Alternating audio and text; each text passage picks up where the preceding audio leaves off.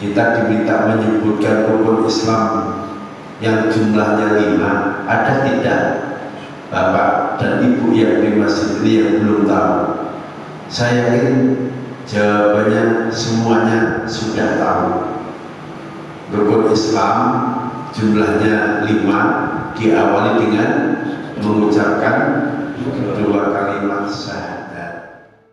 Ulama Ahlus Sunnah wal Jamaah gak menutup kemungkinan memang bagi Islam yang lain kadang-kadang suka menawar baik jumlah rukun Islam maupun jumlah rukun iman.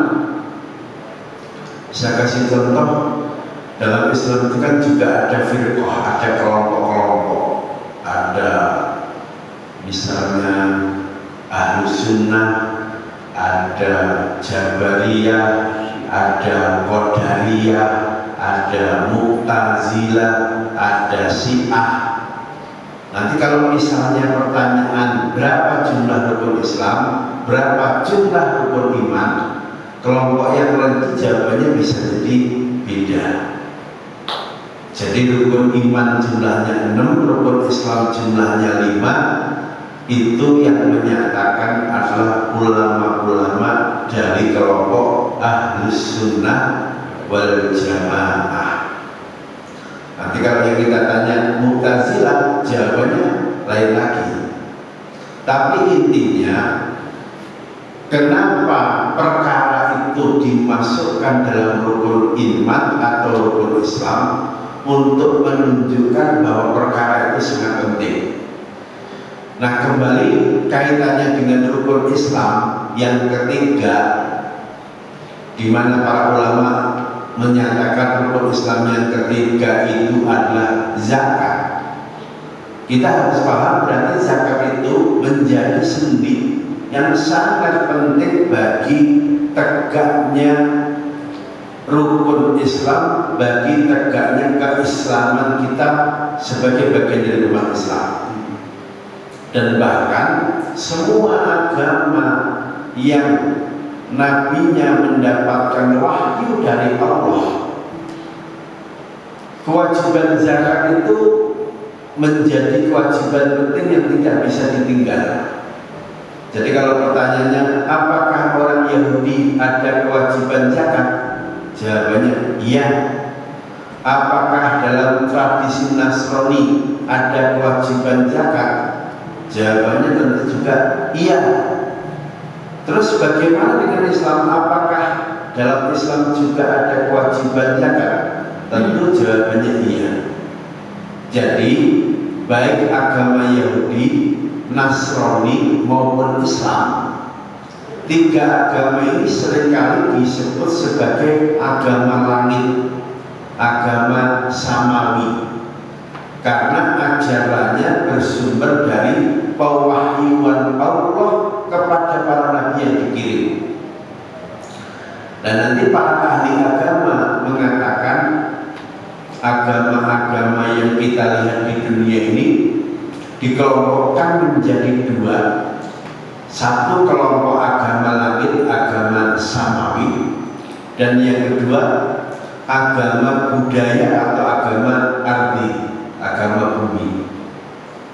Nah, yang disebut sebagai agama langit, nabi-nabinya dapat wahyu dari Allah, itu hanya tiga, Yahudi, Nasrani, Islam. Sementara agama Konghucu, Buddha, Hindu seringkali itu dikelompokkan sebagai agama bumi atau agama budaya. Nah, kembali tentang kewajiban zakat yang bahkan itu menjadi rukun Islam.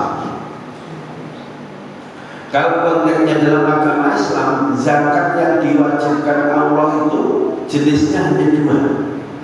Jadi nggak ada jenis ketiga atau jenis keempat.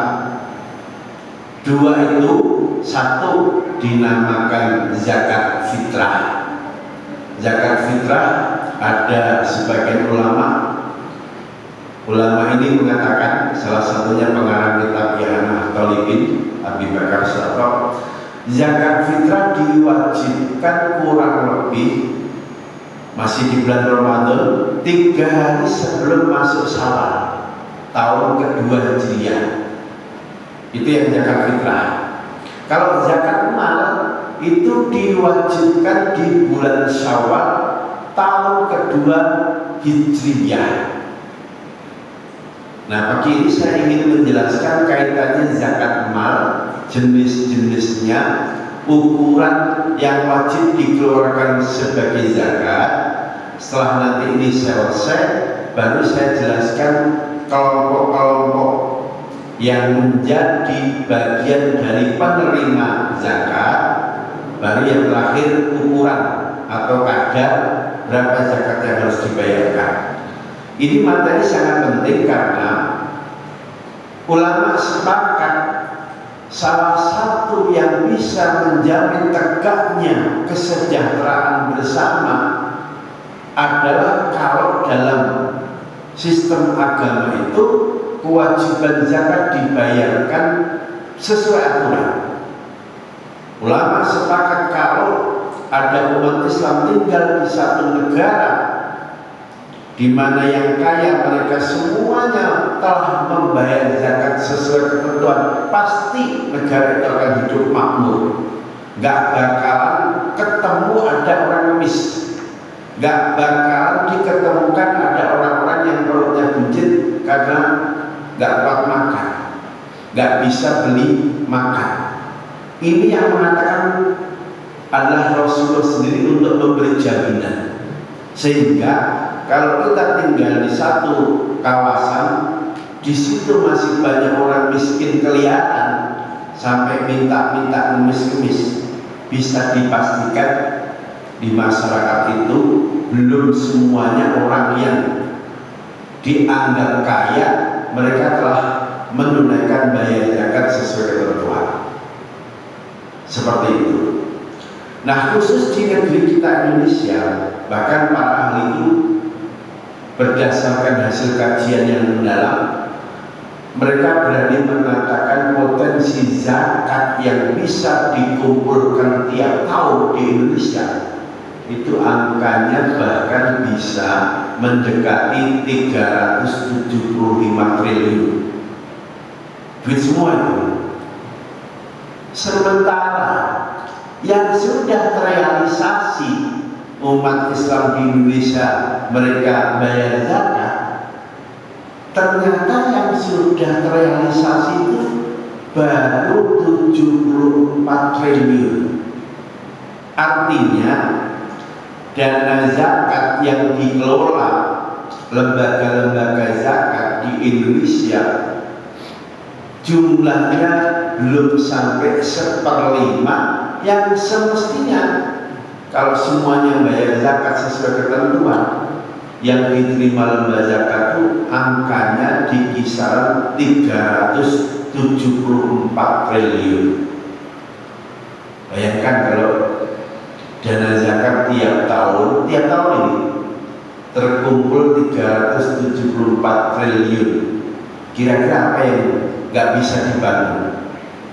Mau bikin masjid semegah apapun, kalau umat Islam di Indonesia tiap tahun punya duit 374 triliun, kira-kira bisa dibangun nggak? Erick Thohir kemarin bikin masjid di Amerika, itu nilainya belum sampai triliunan. Ini 374 triliun, jadi bukan angka yang kecil. Nah, dengan duit 374 triliun dan itu masuk tiap tahun, yakin kesejahteraan di Indonesia itu akan mudah untuk diwujudkan.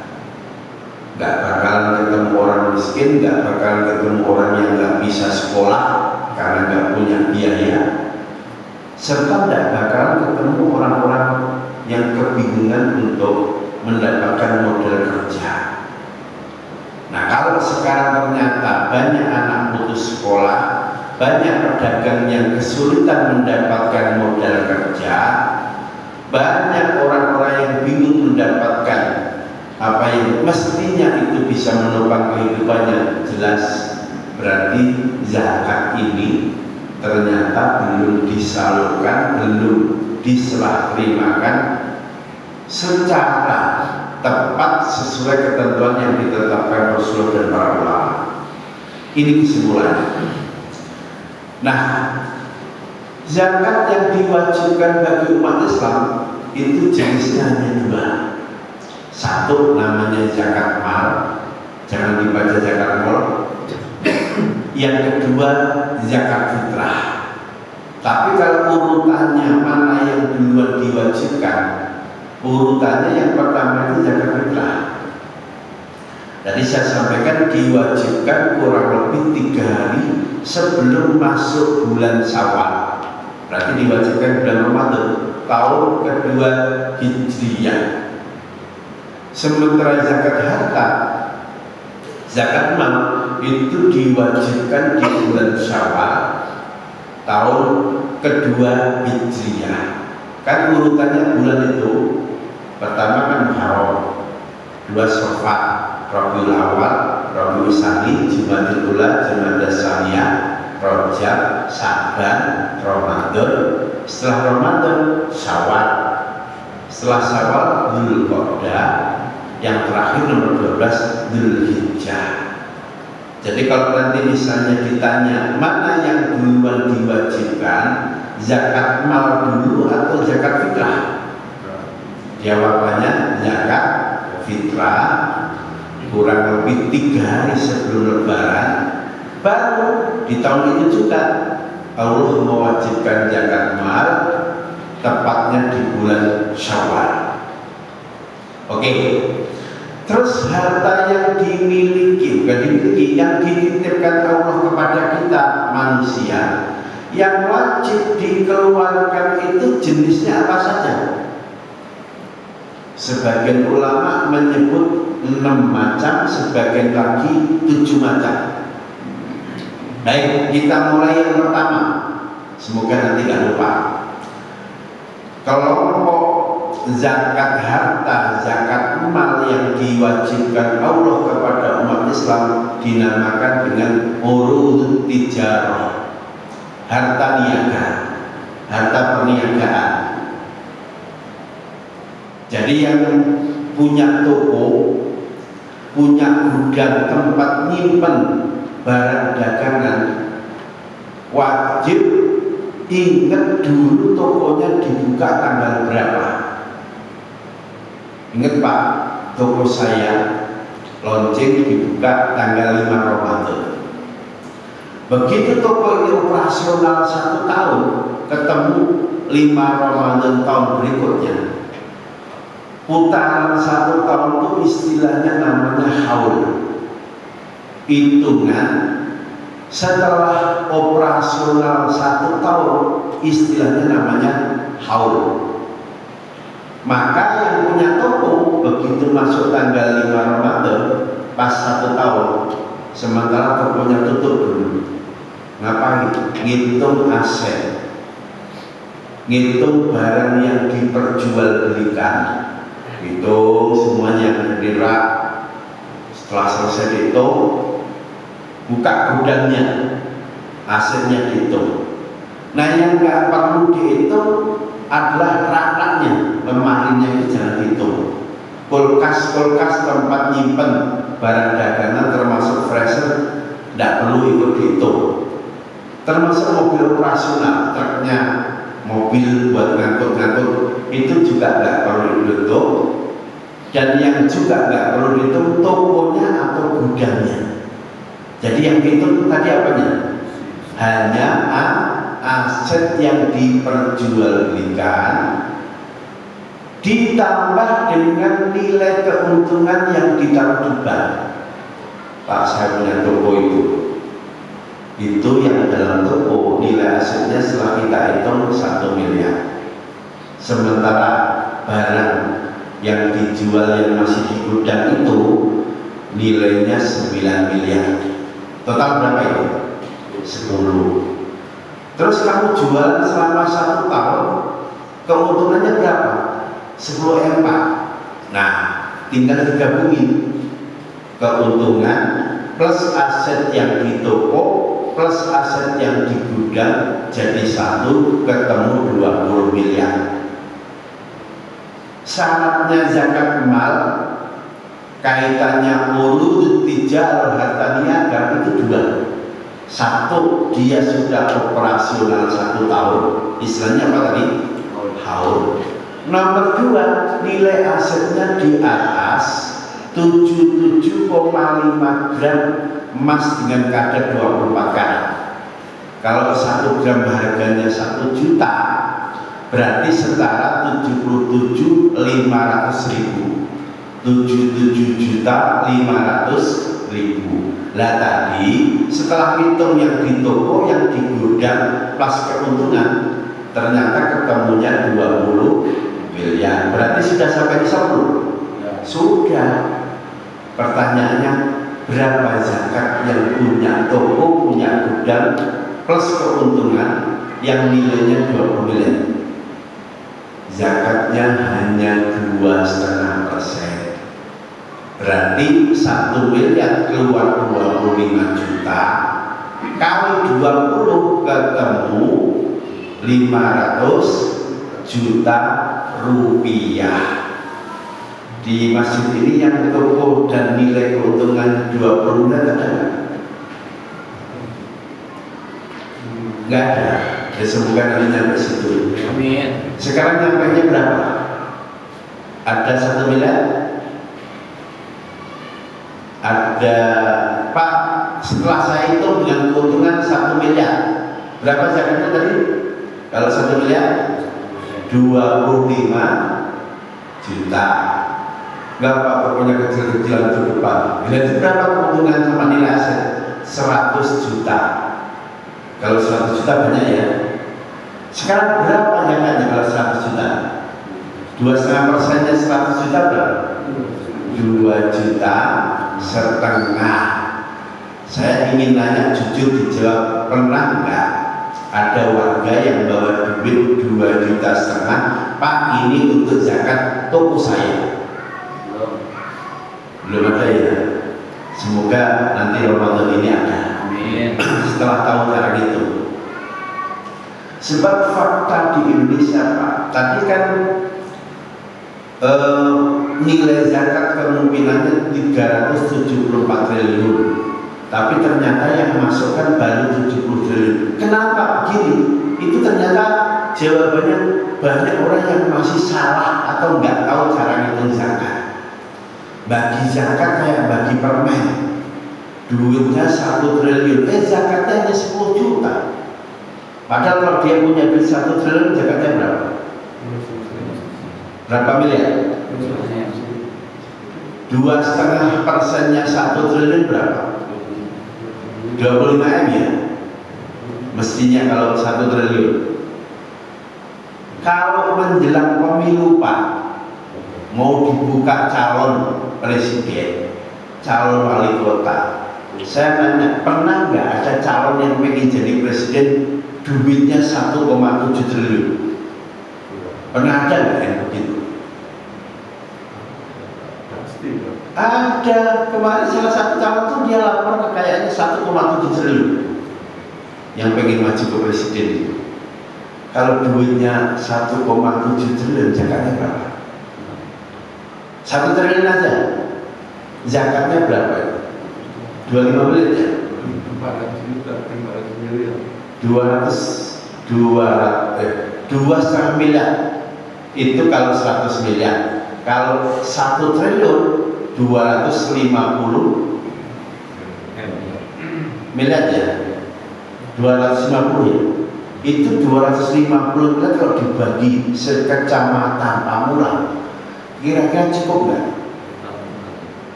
Bisa banyak itu. Tapi pernah nggak kita dengar laporan ada orang bayar zakat 25 miliar, bayar zakat 250 M. Kalau di Saudi ada, di Abu Dhabi ada, yang zakatnya jujur pas sesuai takaran, begitu mati itu yang takziah, yang datang hampir 1 juta orang mengirimkan jenazahnya. Beritanya sudah baca di medsos. Jadi sekali lagi yang punya duit 100 juta dagangannya tadi, zakatnya berapa? 2,5 juta. Sudah pernah ada yang nenteng duit 2,5 juta diserahin ke panitia? Belum. Yang punya duit 10 miliar nilai aset toko, zakatnya 250 juta. Pernah ada yang bawa duit 250 juta dibawa ke panitia sini? Belum juga. Nah, gimana mau nyampe 374 triliun kalau zakatnya ternyata nggak sesuai ketentuan. Tapi sekarang udah saya ingetin ya, ngitungnya kalau nilai toko dan keuntungan 100 juta, zakatnya 2,5 juta. Kalau nilai toko dan di gudang ketemu 10 miliar, zakatnya 250 juta. Jadi jangan sampai kita nanti salah hitung patokannya itu. Oke. Yang kedua yang termasuk zakat mal adalah al-dzahab wal fiddah, emas dan perak. Ini sama, ketentuannya harus haul dan sampai nisab. Jadi bapak kalau nyimpen emas bentuknya koin batangan, taruh di brankas, nggak banyak pak, itu yang di brankas itu hanya 1 kilo emas 24 karat. 1 gram 24 karat itu sekarang harganya berapa? 1 juta aja ya. Oke. Berarti kalau 1 kilo nilainya berapa? 1 miliar. Ingat, emas yang di brankas beratnya 1 kilo, nilainya 1 miliar. Begitu sudah disimpan ngelewati waktu 1 tahun yang namanya haul, dizakat enggak itu emas itu? Wajib. Jangan zakatnya seumur hidup sekali. Bukan kalau disimpan bentuknya koin, bentuknya batangan, ini zakatnya tiap tahun terulang. Nah, 1 kilo nilainya 1 miliar, berarti zakatnya berapa tadi? 250 juta. Pak, nanti tahun depan koalisi kita lagi lama-lama habis. Enggak akan habis, karena emas itu tidak pernah rugi, harganya pasti naik. Makanya negara-negara yang dia menggunakan mata uang real bentuknya koin emas, nilainya ya sesuai jumlah gram, itu tidak pernah mengalami krisis.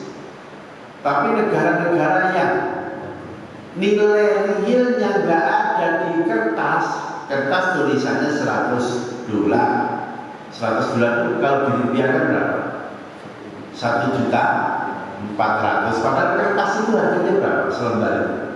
Real kertasnya paling 10.000. Berarti antara yang ditulis dengan barangnya kan nggak cocok. Beda kalau bapak bawa koin bulat, beratnya 2 gram emas,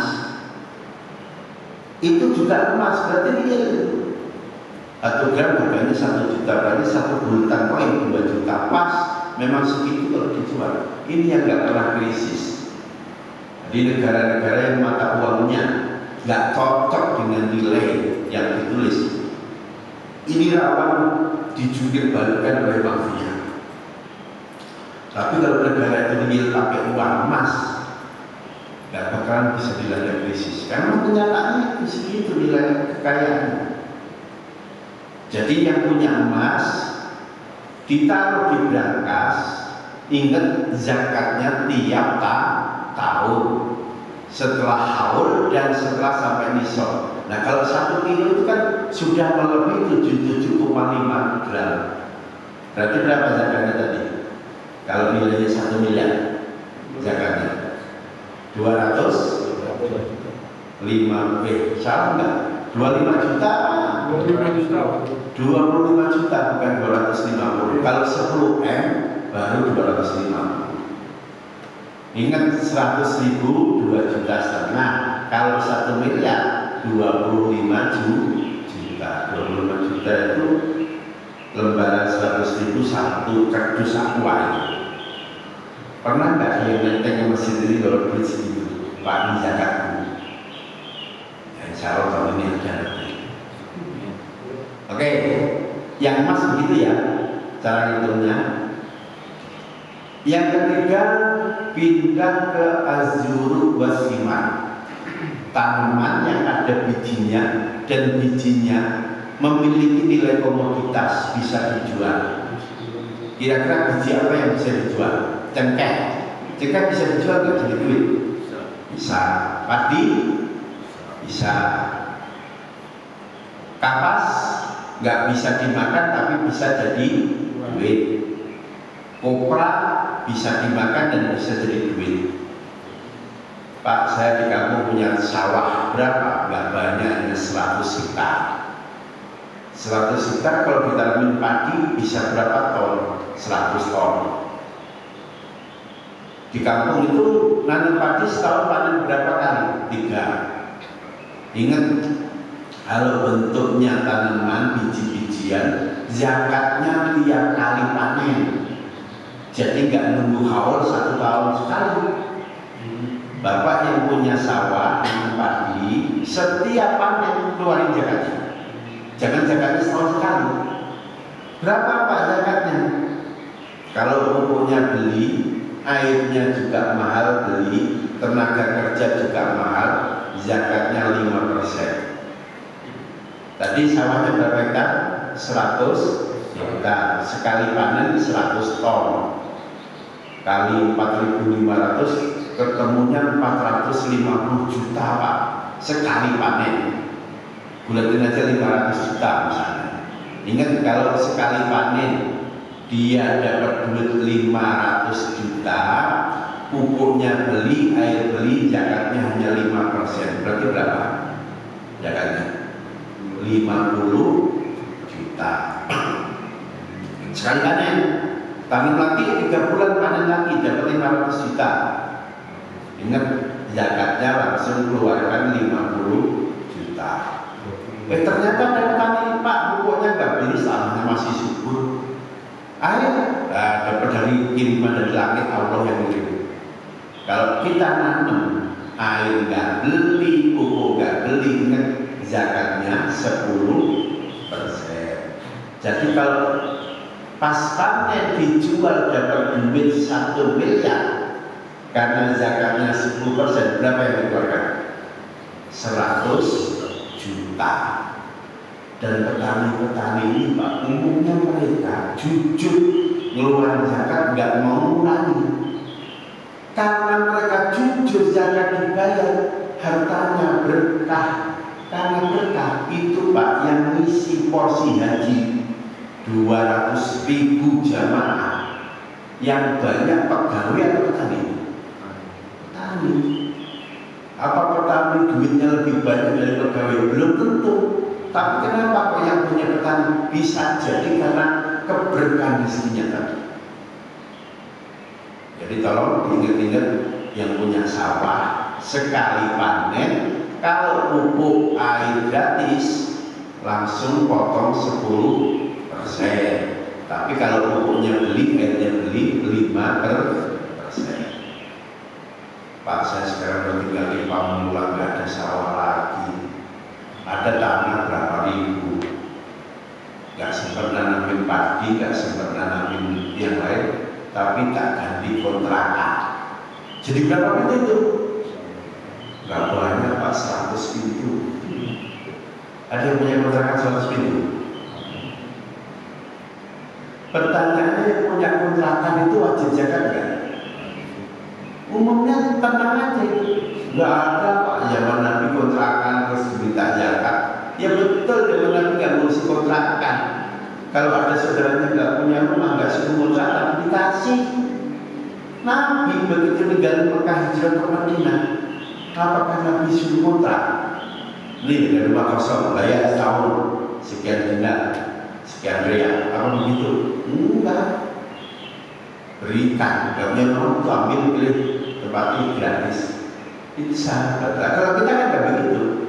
Rumah kosong di Pamulang dihargai Pak, setahun yang itu 10 juta, kalau rumahnya itu 50 juta.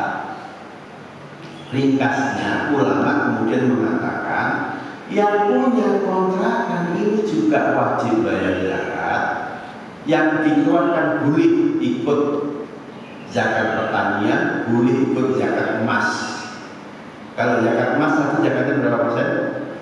2,5%. Kalau zakat pertanian berapa persen?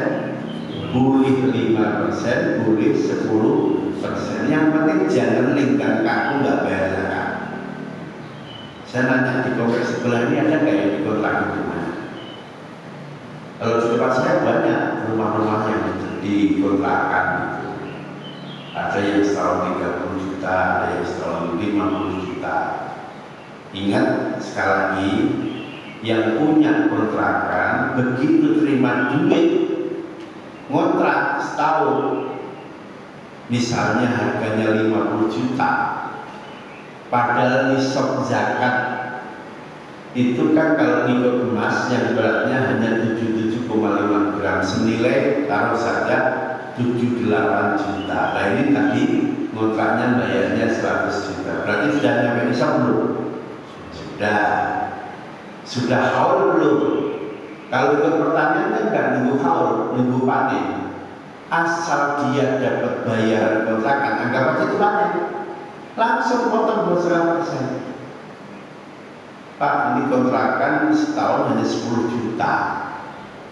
Nah gimana kalau seperti itu? Ya sudah, karena belum wajib zakat, kan belum sampai nisab, maka keluarkan sebagai sedekah atau infak. Caranya begitu. Oke, zakat mal berikutnya tentang azur wasimah sudah saya jelaskan. Kontrakan sebagian ulama dikiaskan ke zulsimah ini, sebagian lagi dikiaskan ke zakat emas yang nisabnya 77,5. Bedanya kalau emas nunggu 1 tahun, kontrakan setiap kali terima duit langsung potong zakatnya 2,5%. Oke, berikutnya yang termasuk zakat mal adalah al-ma'adin, berbagai hasil tambang. Yang termasuk tambang itu bisa bentuknya bensin, solar, pertamax, pertalite, atau bentuknya batu bara. Mungkin bapak punya batu bara di Kalimantan 10 hektar, ada yang punya 100 hektar. Pak, zakatnya kapan? Ulama mengatakan zakat tambang itu tidak nunggu 1 tahun sekali, tapi tiap kali eksplorasi. Jadi kalau bapak punya batu bara setahun, eksplorasinya 3 kali, berarti zakatnya berapa kali? 3 kali. Januari Pak eksplorasi 5 tongkang. Setelah dibawa ke Singapura 1 tongkang nilainya sekian, total ketemu 1 miliar. Nah, begitu dapat duit, potong 2,5%. Ikut zakat niat tadi. 2,5%-nya 1 M berapa? 25 juta. 4 bulan berikutnya gali lagi, naikin tongkang, jual, dapat duit 1 miliar, potong lagi 25 juta. Bulan terakhir Desember eksplorasi, naikin tongkang, jual, laku 1 miliar. Ingat zakatnya berapa? 2,5%-nya 25 juta. Jadi zakatnya ini tiap kali panen, jangan nunggu 1 tahun sekali. Kalau dia jenisnya termasuk ma'adin, aneka hasil tambang.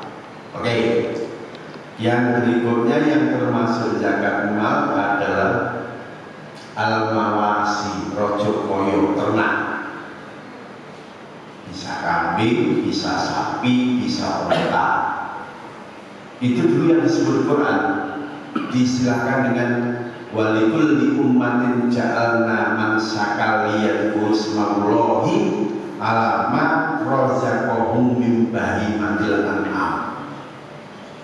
Nah sekarang ternyata dikembangkan, yang diternak itu enggak hanya kambing, sapi, unta, tapi ada ternak bebek, ternak ayam.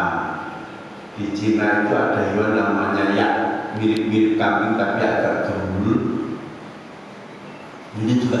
nilainya tinggi, sangat mahal. Nah memang kalau bicara fikih yang disebut bahimatul anam itu nggak memasukkan itik, nggak memasukkan ayam, nggak memasukkan ternak burung perkutut, ternak burung murai. Nah ulama yang hati-hati, meskipun itu bisa jadi nggak termasuk bahimatul anam, tetapi dia juga memiliki nilai komoditas, maka sebaiknya dizakati, dikiaskan dengan bahimatul anam tadi. Ada nggak yang menangkapkan burung di sini? Ternyata nilai asetnya juga ratusan miliar, karena burung yang ditangkapkan itu burung-burung mahal. Nah karena apa? Mulai batu, pasar berapa? Yang ini 10 juta, yang ini 20 juta. Nah kalau punya 1000 pasar kan banyak itu. Zakat nggak nanti itu? Zakat dikiaskan dengan ternak sapi, unta, kambing dan sebagainya. Nah nanti jumlah, Pak saya punya kambing 10 ekor, kan ada hitungannya 1 sampai 40 dan seterusnya.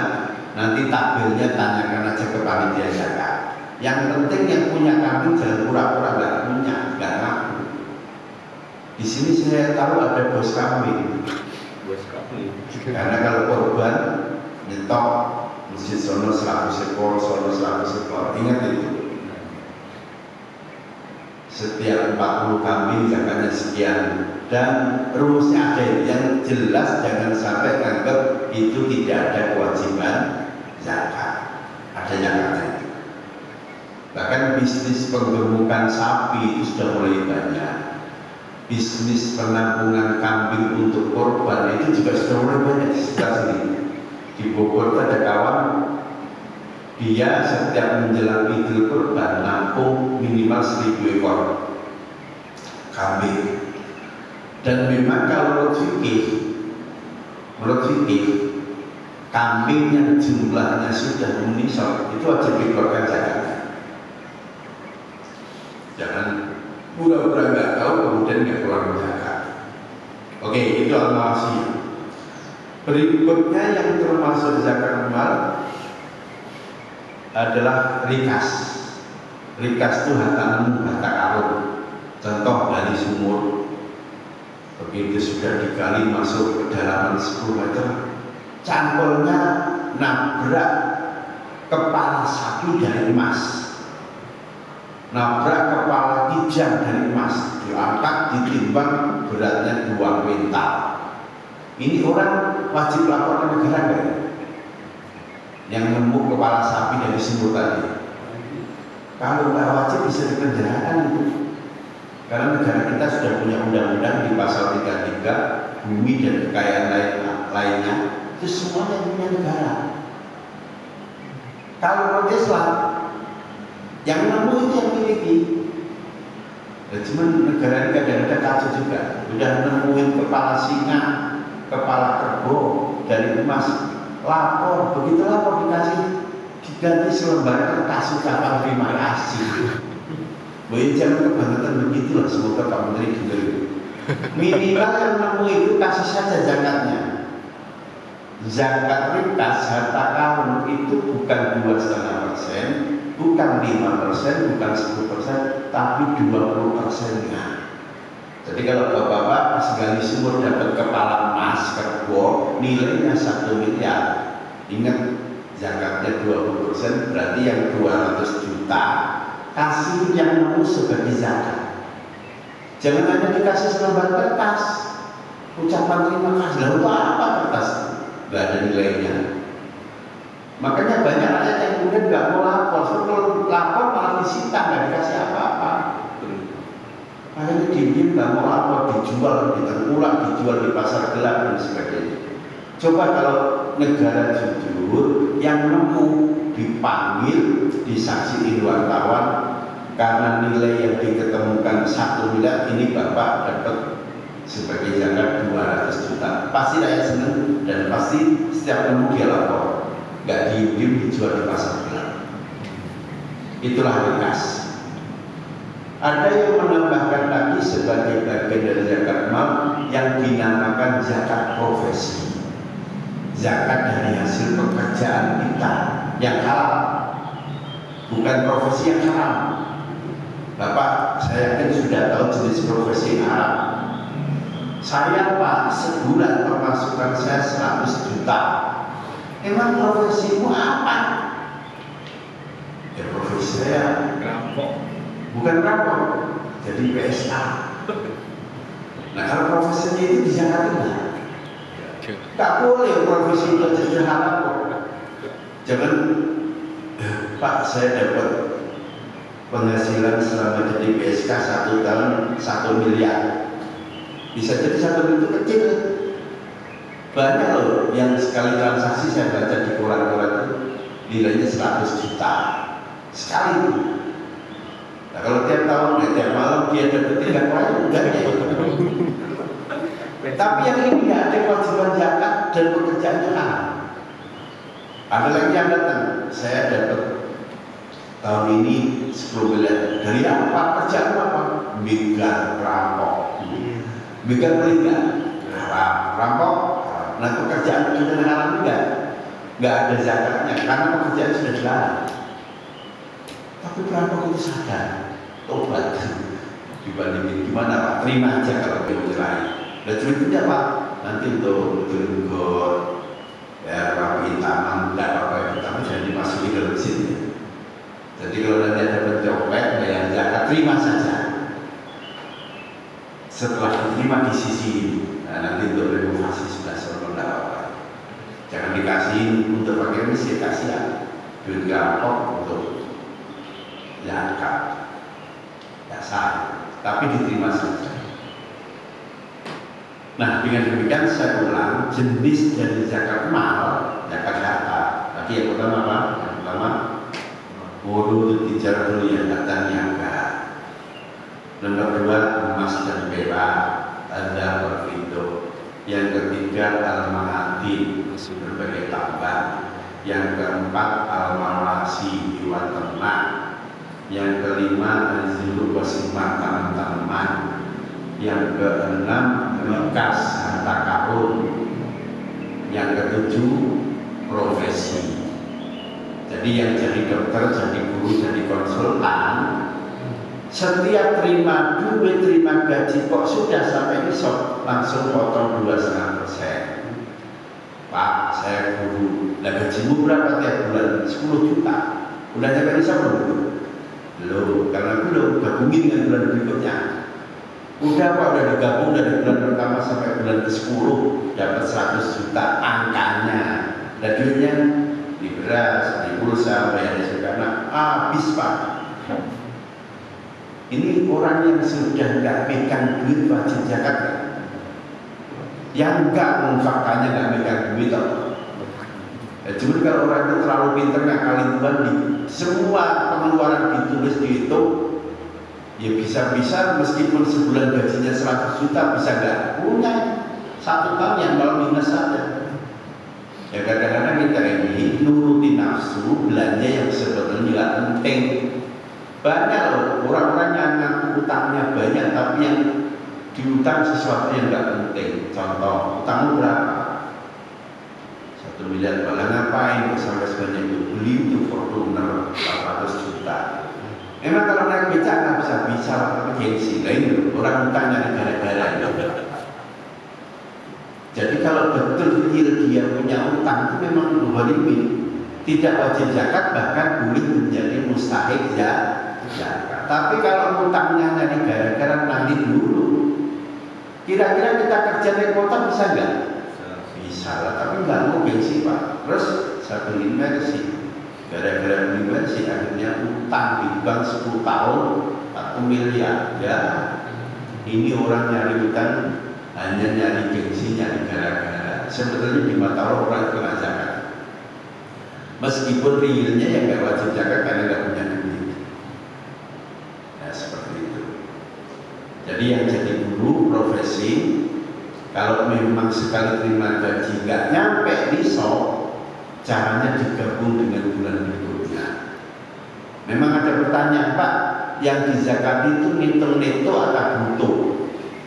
Gaji kotor. Untuk hati-hati ngitungnya bruto saja. Sebab kalau ngitung neto lama-lama karena masih habis gaji itu. Udahlah, saya gaji misalnya 15 juta kali setahun ketemu 180 juta, misalnya kan tadi 77,500.000, udah keluarin potong 21%. Kalau semua PNS mentalnya begitu, zakat dibayar, nggak ada PNS yang nggak bisa makan, pasti makmur karena berkah. Nah, yang menyebabkan kita nggak merasa makmur itu karena kewajiban itu nggak pernah dibayarkan, karena pinternya hitung. Sama emas kalau disimpan tadi kan wajib zakat setelah 1 tahun. Kalau emasnya dibikin perhiasan gimana? Kalau wajib zakat kan? Enggak. Dan zakatnya kapan? Entah kalau dijual. Nah, ini pinternya si ibu-ibu bilang suaminya itu emas yang diberangkas semuanya cetak jadi perhiasan tanpa pakai. Kalungnya 3 kilo cincin sampai itu tahu lihat itu emas jalan-jalan. Sekarang lagi apa? Tren ibu-ibu pamer perhiasan. Ketika ada di Google ibu-ibu pamer perhiasan emas, nanti nongol fotonya.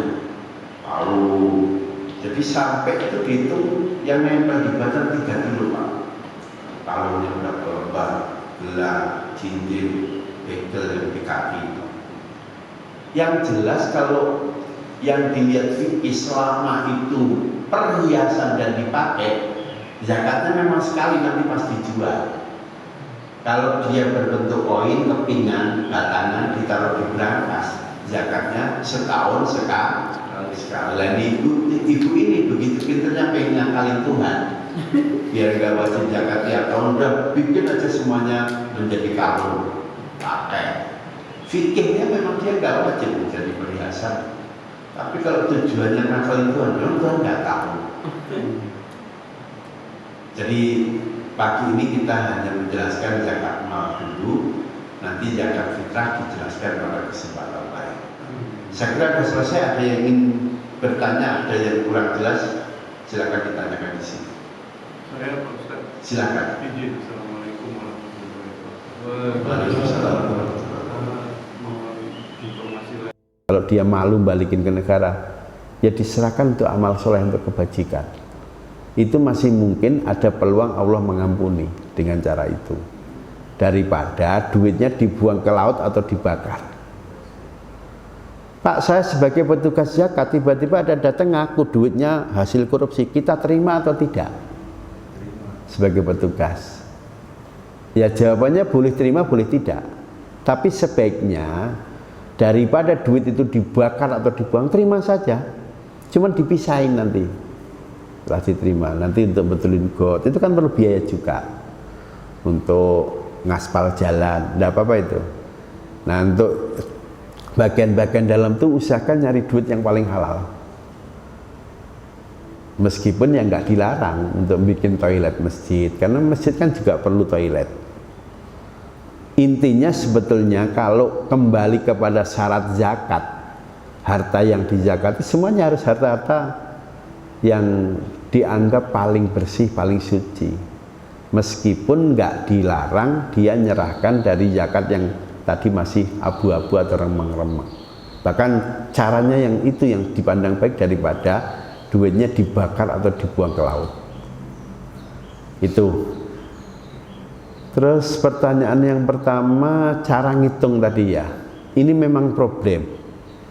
Tugas saya kira Basnas adalah melakukan sosialisasi ke masyarakat biar zakat yang dikeluarkan itu sesuai ketentuan, nggak seperti bagi-bagi permen. Kita tahu potensi zakat 374 triliun, yang masuk baru 74 triliun. Itu kemungkinannya bukan karena mereka nggak mau zakat, tapi bisa jadi belum tahu berapa jumlah yang harus dizakati, maka perlu bimbingan. Saya kira gitu kok. Kalau masyarakat tahu bahwa jumlahnya masih sekian dan dia punya kesadaran, itu akan dibayarin Pak. Ya kecuali orangnya pelit banget ya, sengaja nggak mau zakat secara penuh sesuai aturan, itu juga ada yang seperti itu.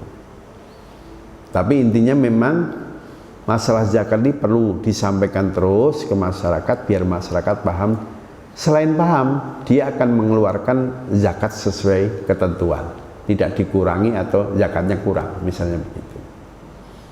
Sudah kejar semua ya, dua-duanya? Ya, maksud saya yang dia itu harusnya membayar zakat tunai. Ya.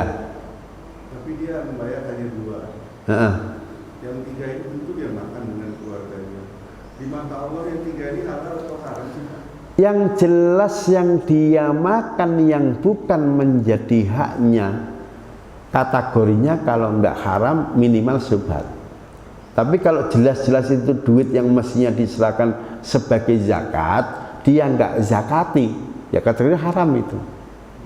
Sanksi akhiratnya enggak main-main. Orang yang enggak bayar zakat atau zakat yang dibayarkan enggak sesuai ketentuan, maka harta yang enggak dizakati itu nanti oleh Allah dijadiin satu, kemudian dirubah menjadi setrikaan, terus digunakan untuk nyetrika jidatnya, lambungnya, punggungnya. Yang hafal Quran silahkan buka di surat At-Taubah surat nomor 9 ayat 34. Walladzina yaknizuna adz-dzahaba wal fiddata wala yunfikunaha fi sabilillah fabashshirhum bi'adzabin alim yauma yuhma 'alaiha fi nari jahannama fatuqwa biha jibahuhum wa junubuhum wa dhuhuruhum hadza ma kanastum li anfusikum fadzuqu ma kuntum bihi taknizun. Apa kata Allah? Orang-orang yang enggak bayar zakat atau orang-orang yang bayar zakatnya enggak sesuai aturan, maka kasih tahu dia kabar yang membuat dia nanti sedih, yang membuat dia nanti mengalami nasib yang pedih. Kasih tahu azabnya sangat pedih. Lah, azab yang pedih seperti apa yang nanti akan ditimpakan Allah kepada orang yang enggak bayar zakat atau bayar zakatnya enggak sesuai aturan? Allah bilang itu harta yang enggak dizakati atau zakatnya enggak diserahkan sesuai aturan akan dijadiin setrikaan. Setelah jadi setrikaan, itu setrikaan digunakan untuk nyetrika jidatnya, lambungnya, punggungnya. Pas setrika jalan, Allah bilang, nih rasain, itu loh harta yang dulu kamu tidak zakati, sekarang dijadiin setrikaan, rasain panasnya setrikaan di neraka.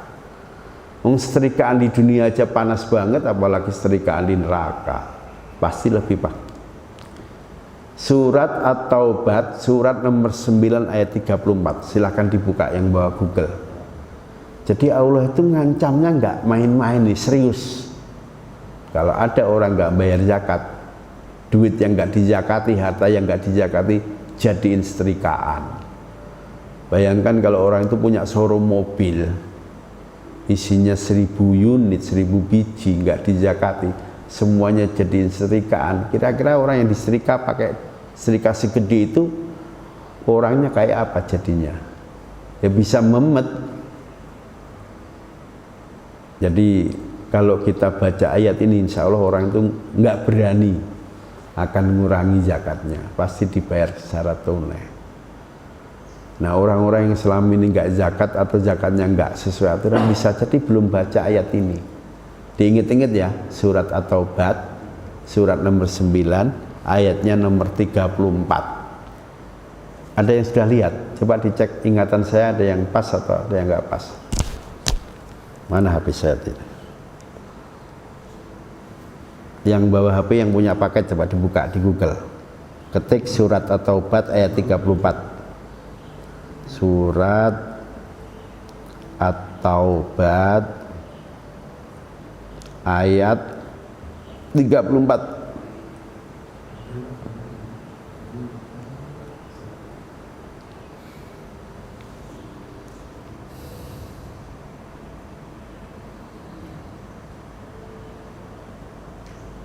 Ayatnya yang mana ya?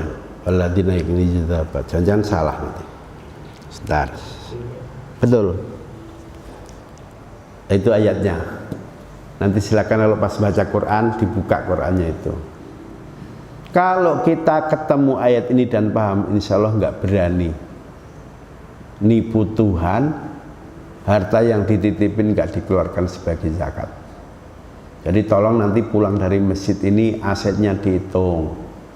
Yang pertama kali dibuka nomor rekening kita, di tabungannya punya berapa, depositonya berapa.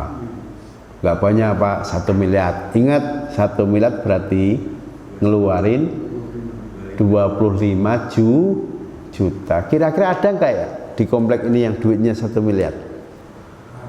Banyak, nggak hanya ada. Dulu ada calon presiden itu lapor ke KPK kekayaannya 1,7 triliun. Berapa zakatnya itu? 1 triliun zakatnya 25 miliar ya. Bener kan? 25 miliar tambah 17 miliar. Kira-kira kalau 25 miliar dibagiin miskin, orang miskin di Ciputat ini cukup enggak? Masing-masing dipanggil kasih 10 juta, 10 juta, 10 juta. Cukup enggak? Cukup Pak. Kalau itu calon yang mau jadi presiden tinggalnya di sini, satu kabupaten itu mestinya udah makmur. Yang punya duit 1 miliar di kompleks ini banyak, puluhan Pak. Di kompleks saya juga gitu. Saya terangkan ini, biarin nangis daripada nggak tahu nanti nangis di neraka. Lebih baik nangisnya di sini, selesain urusannya. Silakan. Bagaimana dengan rumah atau mobil yang bukan kredit ya? Iya. Rumah yang dipakai, mobil yang dipakai operasional, zakatnya nanti kalau dijual. Tapi mobil yang disewakan jadi Grab menghasilkan uang, itu zakatnya 1 tahun sekali keluarin. Yang dikeluarin hasil operasionalnya, kan punya catatan. Sehari nge-Grab berapa kali, dapat duit berapa, dapat duit berapa. Kumpulin jadi satu, nilai duitnya tadi potong 2,5%. Itu yang paling mudah. Jadi mobil Grab anggap saja zakatnya seperti kita zakat ngeluarin kontrakan, hasil dari kontrakan tadi. 10 pintu Pak, 25 juta per tahun, berarti ketemu 25 juta. Ya udah potong 2,5%-nya. Kok 25 juta, 250 juta. 100 juta kan 2,5 juta, kalau 200 ya 5 juta. Potong, serahin ke panitia di sini. Saya nanti pengen dengar laporannya. Ada nggak yang bawa duit 2,5 juta? Diserahin ke sini. Silahkan. Yang tadi kan dihitung berdasarkan keuntungan. Nah, iya. Keuntungannya. Begitu zakat profesi, kenapa asumsinya harus bruto? Karena sebetulnya kan penghasilan itu ada juga yang kita gunakan buat makan. Yang ngeluarin zakat profesi ngitung bruto itu ikhtiar. Hati-hati. Sebab kalau ngitungnya neto, bisa-bisa kita ini nggak zakat terus Pak. Iya, gaji sebulan 15 juta kali 12 bulan 180 juta. Tapi Pak, begitu terima gaji, potong SPP, potong ini, potong itu, minus. Faktanya kalau minus memang nggak wajib zakat. Coba kalau kita merem aja, pokoknya terima 15 juta kali 10 juta, 10 bulan ketemu 150, potong 2,5-nya. Itu insya Allah tambah berkah, karinya tambah melejit naik. Daripada yang tadi ngitung-ngitung terus sampai minus, akhirnya nggak pernah zakat. Sudah nggak pernah zakat, nggak pernah infak, malah ngantri mustahik. Ini yang celaka. Hidupnya tambah susah, tambah pelik, tambah sumuk, tambah peteng, karena nggak pernah bersyukur. Saya PNS, udahlah gaji saya sekian kali 12 bulan potong 2,5. Itu ternyata hidup jadi nyaman. Meskipun tinggal dikit, kita bisa senyum. Meskipun tinggal dikit, kita sehat. Duitnya banyak, tabungannya banyak, sakit-sakitan, ternyata memang nggak pernah zakat. Zakatnya akhirnya dipaksa untuk bayar obat oleh Allah. Sampai jam berapa ini? Silakan ya.